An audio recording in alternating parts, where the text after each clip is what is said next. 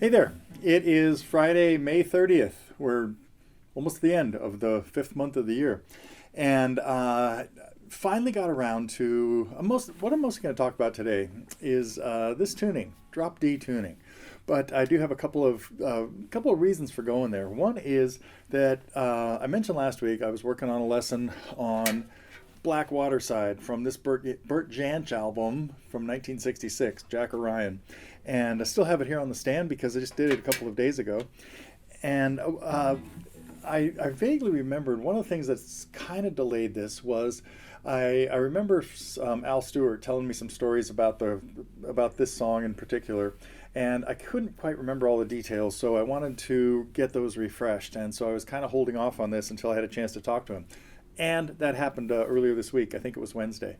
And so it was great to hear Al's take on this tune, and in particular this tuning, because the way Al, I talk about this in the lesson, but for those of you who haven't maybe seen it and are watching this, Al played this tune, learned it from Bert back in the early 60s, and happened to play it in Dadgad tuning, which Bert didn't do. So I'm not quite sure how Al's version became.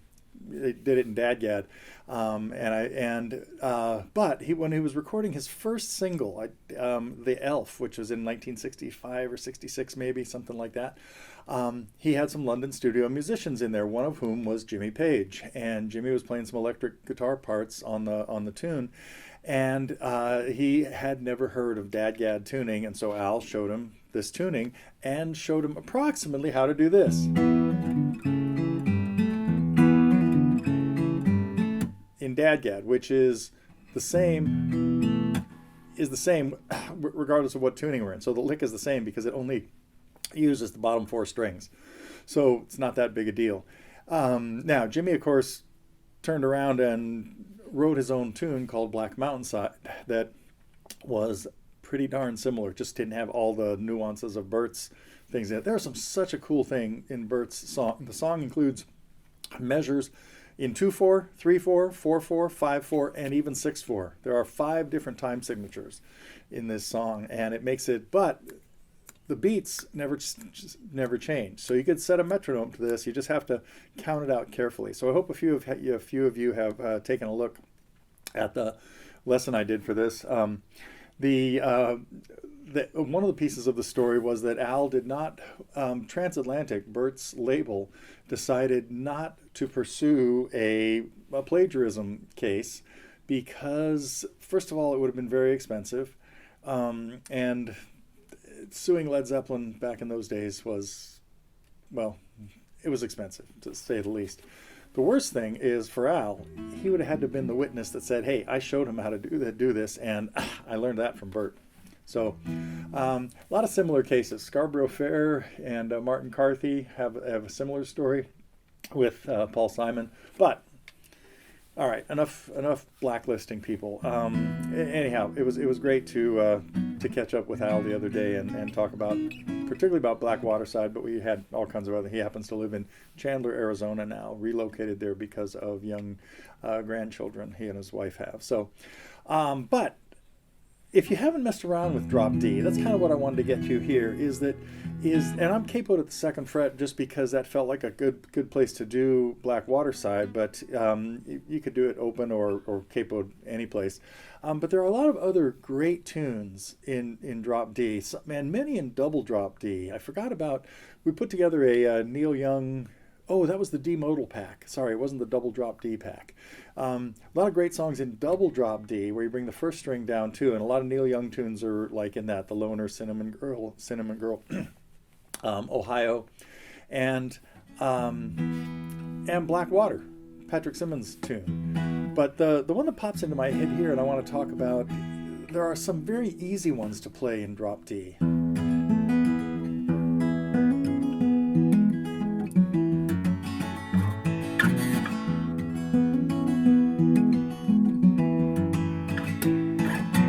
John Denver used drop D a lot, and that's Rocky Mountain High. That's how that was done. Capo at the second, putting it really in the key of E. I'm choking on something here. But let's get back to one thing you should always do when you put a capo on or take it off is check the tuning. And I'm going to do that right now and see how close things are, because I had it exactly in tune with the capo on.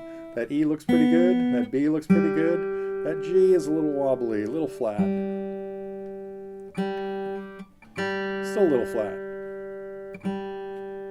And that's just because it got stretched probably a little bit when I had the capo on. D is a little flat, A is probably pretty good, a little flat. And the low D is probably a little sharp, but let's see. A little flat. Okay, so now I'm back in tune without the capo, and if I were to put the capo back on, I would do the same thing. So, tip of the day. Always retune when you put a capo on, or move it, or take it off. So, but I've been thinking a lot about other drop D tunes today, because yesterday I was playing background music at a little reception that a friend of mine was having, and I just went into drop D and kind of noodled around for a while, and things that came out were stuff like John Renbourn's piece, Ladye Nothinge's Toy Puff. I think I played this recently, but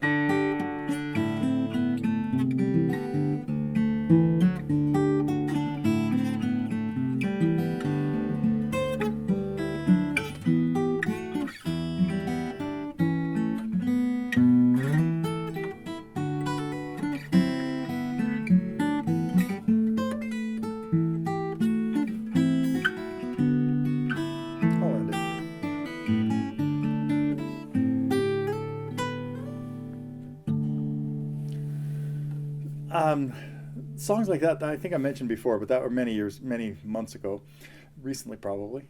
That was one of the first tunes of his I ever heard and decided to try to play. And thankfully, there was a book out that had notation to it when I found it back in the early '70s. But I think a lot of people are afraid of doing stuff in drop D because it feels like it's hard to get there. It's not. And it gives you some really cool options, especially playing songs in the key of D. Now you can always get to a G chord, like what Bonnie Raitt does with Angel from Montgomery, goes to G chords, but just by putting B in the bass, and that becomes her main little theme.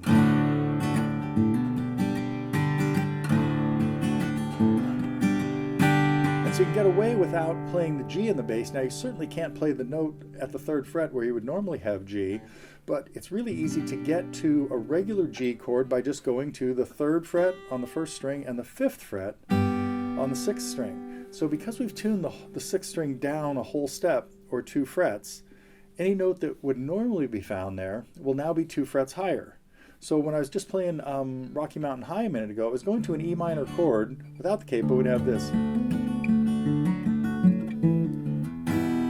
Here's my E minor chord. I have 3 notes at the 2nd fret, including the 6th string, and along with the 5th and 4th. And that's how I can play my E minor. In Rocky Mountain High, you can even just play 2 notes at the same fret for a G chord, come to the 5th fret for that, and then move it to the 6th fret, 7th fret for an A chord.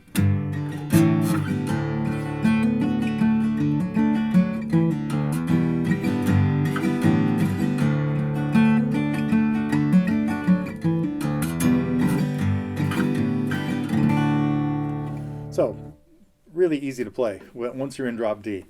What was my next drop D thing I wanted to talk about? I had a list here. Oh, yeah, let's go into this. Because as I was noodling around in drop D the other day, I think a few weeks ago, I was messing around. I played a little bit of Dear Prudence, but the one I want to address here is Embryonic Journey. I played this yesterday at this reception, and somebody came up and said, "Wow, you just played an old Jefferson Airplane song," and I never think of it as a Jefferson Airplane song, but he was not familiar with who the guitar player was in there. But let's take a look at Embryonic. If you're working on this, play it slower than what Jorma did.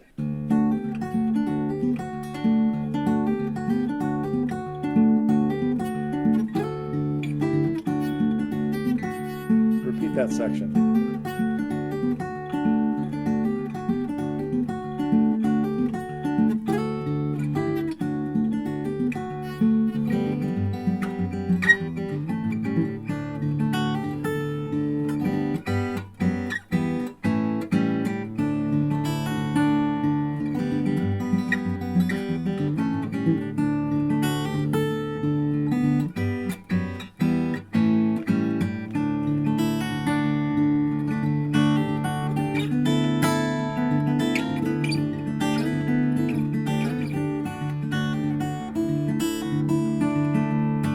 that section.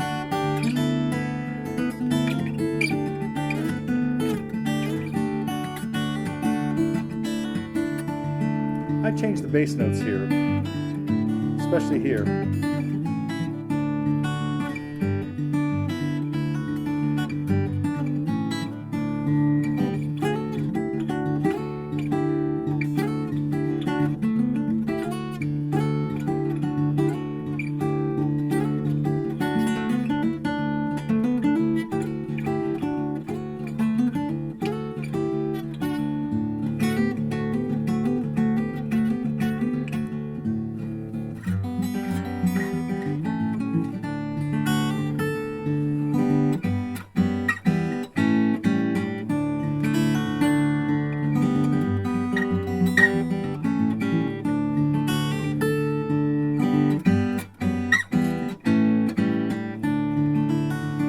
It's a really good thing to do here.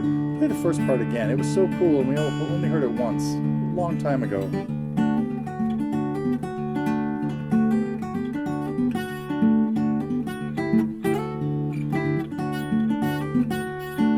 Repeat it.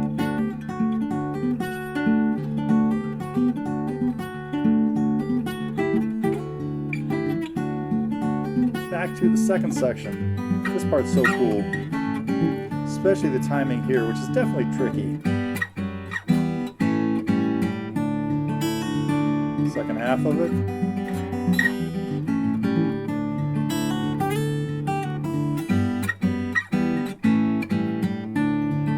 A good time to go into the ending.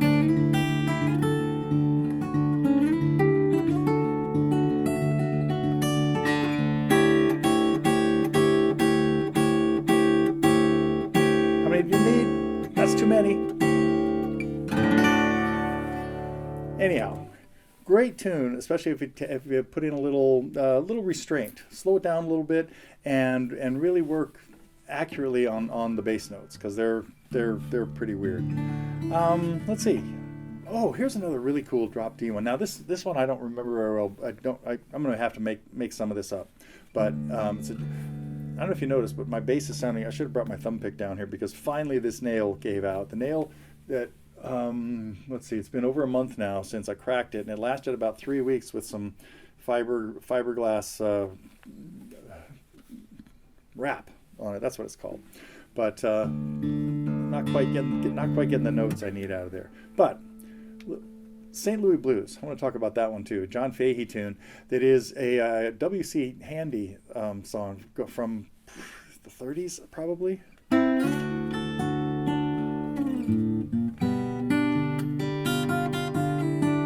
Basically a 12-bar blues. Measure 5 goes to G.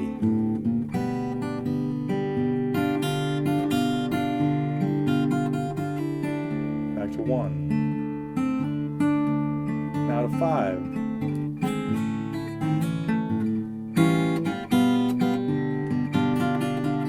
Little turnaround.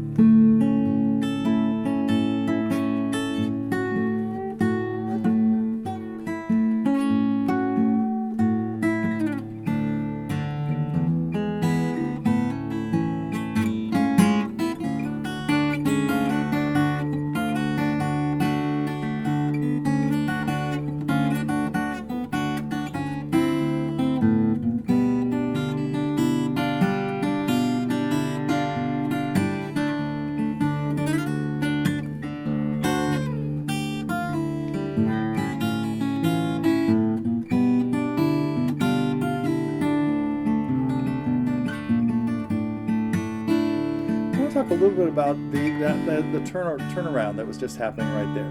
And that was a really common thing in a blues tune where I'm in the key of D, and what we hear is the bass drop down a whole step to the 7th C, half step more to B, half step more to B flat, and then down to A. So it's a kind of chromatic run down from the flatted 7th to C to the 6th to the flatted 6th to the 5th, and then going to chord 5.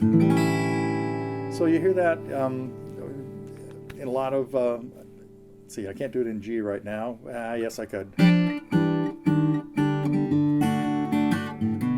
Anyway, never mind. And the other thing that's kind of cool about St. Louis blues is when it goes to because we're in drop D, every G chord is played with B in the bass, and that gives it a little bit of a kind of unstable, different feel than what we hear if I was in E and in standard tuning. So when we hear this melody, that's the B in the bass on chord 4, and then adding the 7th adds a lot of dissonance to it because we're the clash between the B in the bass and the F up on the top. Then back to chord 1 for 2 measures. Back to G with B in the bass. And that F keeps getting harped on. Which means that even when we go to the A, we even hear on the A chord, we even hear the F in there.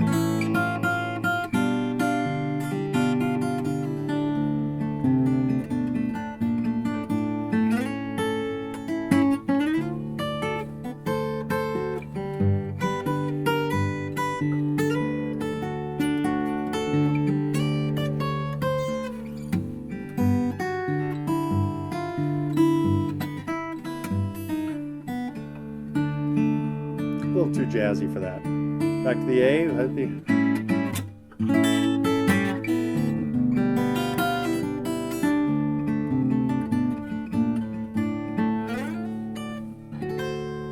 Always nice to end on a 7th chord with a blues tune as well. So, okay, sorry, I just wanted to noodle around in drop D today and tell you a little bit about the Bert Jansch tune that we got. And traveling next Friday. If I get to the news, it'll be on Thursday. Might take a week or 2 off. The family is vacationing together. 9 of us are going, I think.